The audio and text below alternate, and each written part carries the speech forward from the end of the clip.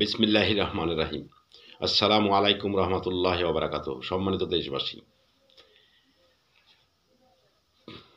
আমার মনে হচ্ছে ৫ আগস্টের সকল অর্জন, সকল কৃতিত্বগুলো আস্তে আস্তে প্রশ্নবিদ্ধ হচ্ছে এবং অচিরেই শেষ হতে চলছে। এ ব্যাপারে আমি দু একটি কথা বলতে চাই, এর কারণ, এর উৎস সম্পর্কে। ৫ আগস্টের সকল অর্জন শেষ করে দেওয়ার জন্য সার্জিস হাসনাতরাই যথেষ্ট, আর কারো দরকার নেই। কারণ এরা ৫ আগস্ট দিয়ে ৭১ সালের ৯ মাসের যুদ্ধকে শেষ করে দেওয়ার জন্য যে এদের মানসিকতা, যে প্রবণতা, এটাই ৫ আগস্টের সকল কিছু শেষ করে দেওয়ার জন্য যথেষ্ট। এই সার্জিস হাসনাতরা ছাত্র সমন্বয়ক, এদের প্রতিদিনের যে রাষ্ট্র নিয়ে কর্মকাণ্ড, তা দৃষ্টি মনে হচ্ছে যে এরা ৫২ সালকে মানে না, ৫৪ সালকে মানে না, ৬২ সালকে মানে না, ৬৬ সালের ৬ দফা, যেটা আমাদের ম্যাগনা কার্টার নামে অভিহিত, সেটাকে মানে না, ৬৯ সালে গণ অভ্যুত্থান মানে না, ৭১কে মানে না। তাহলে এদের ৫ আগস্টকে কে মানবে? কারণ ৭১কে অস্বীকার করার অর্থই পেছনের ২৩ বছরের ইতিহাসকে অস্বীকার করা, একই কথা। কারণ ওই ৪৮ সালের ভাষা আন্দোলন, ৫২ সালের ভাষা আন্দোলন থেকে শুরু করে ৬৯ গণ অভ্যুত্থান, সকল আন্দোলনই ৭১ সালের ৯ মাসের যুদ্ধের প্রেক্ষাপটকে রচনা করেছিল। এবং ৭১ সালে এটা সর্বজন বিদিত, সকলে জানে যে ৭১ সালের ৯ মাসের যুদ্ধে ৩০ লাখ লোক শহীদ হয়েছে, ২ লক্ষ মা বোনের ইজ্জত সম্ভ্রম হানি হয়েছে। এবং যার মূল মন্ত্রণায় ছিল ৭ মার্চের বঙ্গবন্ধুর সেই ভাষণ, ঐতিহাসিক ভাষণ, এরা কোনো কিছুই মানে না। তাহলে ৫ আগস্টের এই ৫০০-৭০০ নিহত লোকের এবং ১৮ দিনের আন্দোলন, এটাকে কি করে জনগণ সম্মান দেবে? এটা ভাবতে হবে, এটা জানতে হবে। এরা সেই ৪৮ সাল থেকে ৭১ সাল পর্যন্ত যতগুলো ইতিহাস যদি না মানে, এরা বঙ্গবন্ধুকে যদি না মানে, জাতীয় ৪ নেতাকে যদি না মানে, এখানে ৭১ সালের যুদ্ধে ১১টা সেক্টর কমান্ডার, তাদের কথা যদি না মানে, ৩০ লাখ শহীদের রক্তের প্রতি যদি এরা কৃতজ্ঞতা বোধ না করে, তাহলে এই ১৮ দিনের ৫০০-৭০০ লোকের রক্তের বিনিময়ে যে অর্জনটা হলো, তার বিপক্ষে, তার প্রতিযোগী হিসাবে দাঁড় করাইছে তারা ওই ৭১কে। এবং ৭১কে মুছে ফেলে দেওয়ার জন্য এরা যে আপ্রাণ চেষ্টা, এদের যে মানসিকতা, এর যে প্রবণতা, এটা তাদের অধ্যত্ব ছাড়া কি? এরা শুধু বলতে পারছে না যে ৫ই আগস্ট বাংলাদেশের জন্ম হয়েছে, তাছাড়া সকল বক্তব্য এদের শুধু অধ্যত্বপূর্ণ আর আমিত্ব জাহির। এই আমিত্ব আর অধ্যত্ব, এই দুইটা অপশনই, এই মানসিকতাই এদের ৫ই আগস্টের সকল অর্জন শেষ করে দেবে। এবং এদের জন্য ৫ই আগস্টের সকল অর্জন যদি আমাদের দেশের ভিতরে অথবা আন্তর্জাতিকভাবে প্রশ্নবিদ্ধ হয়, তাহলে ৫ই আগস্টে যারা শহীদ হয়েছে, জুলাই আগস্টে যারা শহীদ হয়েছে,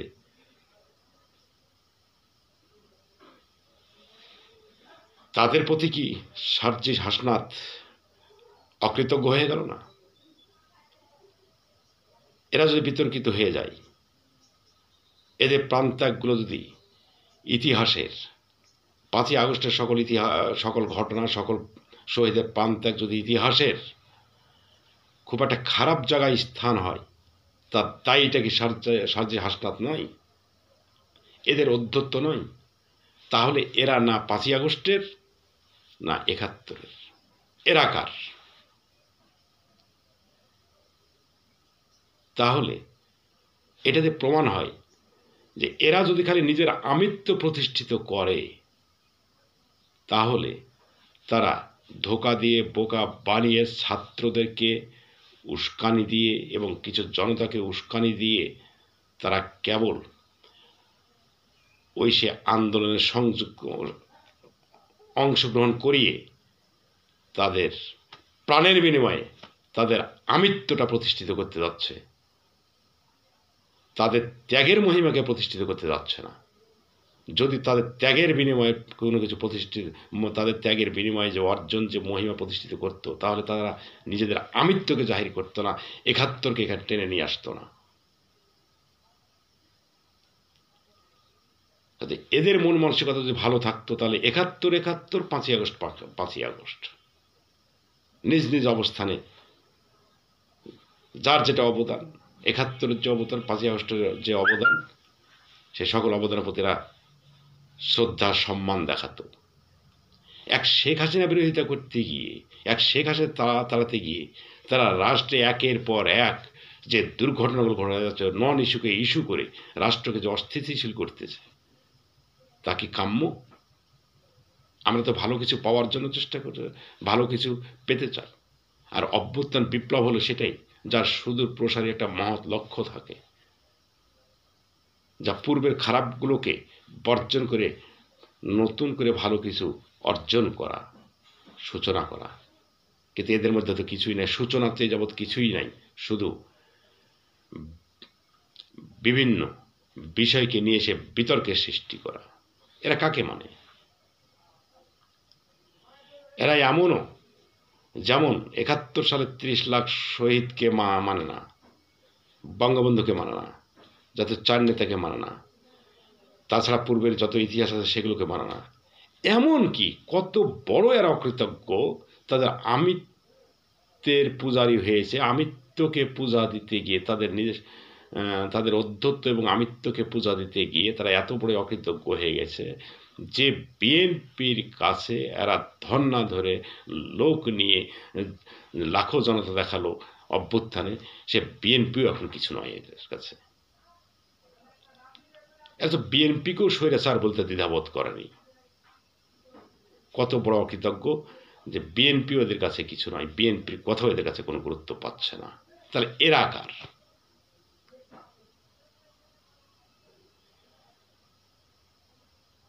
অর্থাৎ এদের মনে হচ্ছে যে এরা ছাড়া 5 আগস্টের পূর্বে যতগুলো রাজনৈতিক দলগুলো রাষ্ট্র পরিচালনা করেছে, যতগুলো সরকার রাষ্ট্র পরিচালনা করেছে, তারা সবাই দুর্নীতিবাজ, তারা সবাই স্বৈরাচার। আরে স্বৈরাচারের আচরণের লিমিটকে ক্রস করে চলে গেছে এরা, সেটা দেশবাসী অবশ্যই ভাববেন। তারপরেও দুর্নীতিবাজ এরা কি? আরে 20,000 টাকার কম শীত বস্ত্র বিতরণ করতে গিয়ে তারা ওই 4 লক্ষ 5 লক্ষ টাকার ভাড়ায় হেলিকপ্টার ব্যবহার করে। তাদের নাগরিক কমিটি না কি নামে একটা কমিটি গঠন করেছে, সেটার অফিস করেছে রূপায়ণ টাওয়ারে। রূপায়ণ টাওয়ারের ফ্লোরগুলো তারা যে ভাড়া নিয়েছে, যার লক্ষ লক্ষ টাকা মাসিক ভাড়া দিতে হয়, সে টাকা আসে কোত্থেকে এদের সোর্স অফ ইনকাম কি এদের? এটাও তো খতিয়ে দেখা দরকার সবাইকে। কত বড় দুর্নীতিবাজ এরা, প্রতিদিন মিছিল মিটিং করে, এই খরচগুলো আসে কোত্থেকে? চাকরি নাই, বাকরি নাই, কিচ্ছু নাই, বেকার, তা ব্যবসা নাই, বাণিজ্য নাই, তাদের আসে কোত্থেকে?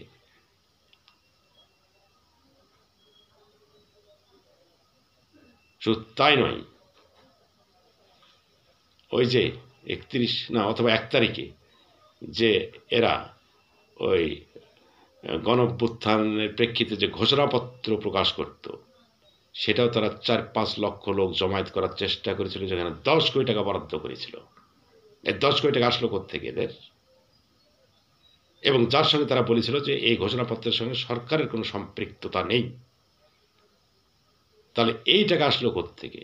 অথচ হাস্যকর এক ব্যাপার, 4 লক্ষ 5 লক্ষ লোকের জমায়েত ঘোষণা করে তারা ঘোষণাপত্র জমায়েত করে তারা ঘোষণাপত্র প্রকাশ করবে, অথচ লোক মাত্র 4-5 হাজার। সে তো আবার জামাত শিবিরের লোক, আর কেউ নাই এদের সঙ্গে। হাস্যকর ব্যাপার। কত জনসমর্থনহীন হয়ে পড়েছে এরা। তাহলে এদের পিছনে কোনো জনগণ নাই, ওই কিছু জামাত ইসলামের লোকজন আছে, তাছাড়া তো কোনোই জনগণ নাই। অথচ তারা এই 4-5 জন মিলে আবার বর্তমান সরকারের নীতি নির্ধারক। তাহলে এরা কথায় কথা বলে জনগণ ম্যান্ডেট দিতে, জনগণ তো ম্যান্ডেট নাই, তো জনসমর্থন নিয়ে তারা আছে। কোথায় জনগণ তাদের? দেশের 18 কোটি মানুষকে নিয়ে তারা তামাশা শুরু করেছে। তাহলে এরা রাষ্ট্রকে নিয়ে যাচ্ছে কোন জায়গায়? জনগণকে বৃদ্ধাঙ্গুলি দেখিয়ে। এরা মানে না কাউকে। ঘোষণাপত্রের দিন হাসনাত বলছিল যে এই ঘোষণাপত্রে 72-এর সংবিধানে কবর রচনা হবে। কত বড় ধত্ত! একদম ফেরাউন স্টাইলের কথা এদের। জামানার ফেরাউনেরা হয়ে গেছে।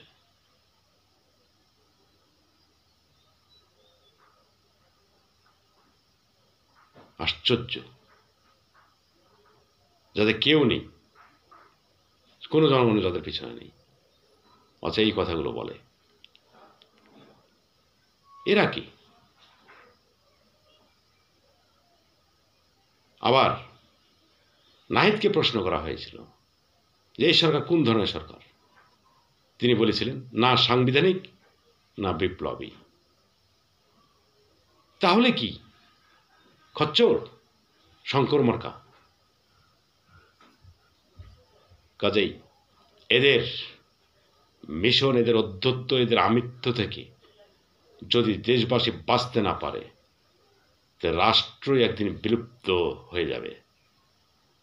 কাজে রাষ্ট্রের কল্যাণে সকল রাজনৈতিক দল, সাধারণ জনগণ সচেতন হন,